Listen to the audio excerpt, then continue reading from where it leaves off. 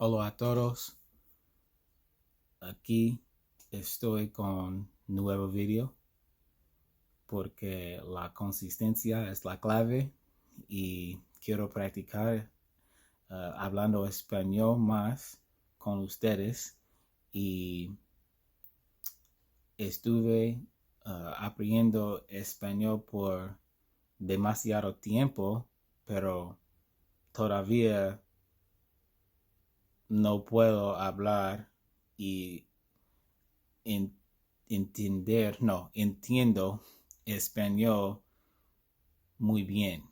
Y como se puede ver, es tomando a mí mucho tiempo de hablar y pensar cosas en español. Es difícil para mí y hablo muy mal ahora. Y quiero mejorar mi español por hablando con ustedes.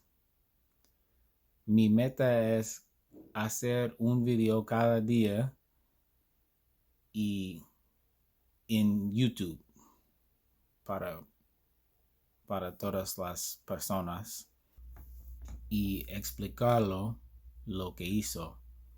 Hoy mmm, tengo, tengo una lista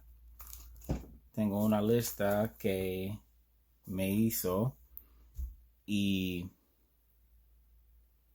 the list is helping me stay on task. I don't know how to say that in Spanish.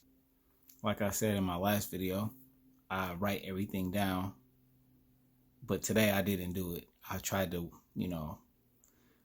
speak as much as I could, and then I had to pause the video and look on, what is this, SpanishDick.com and type it up and translate it. So the translation might be wrong, but that's my goal, to try to explain to you something in Spanish every day.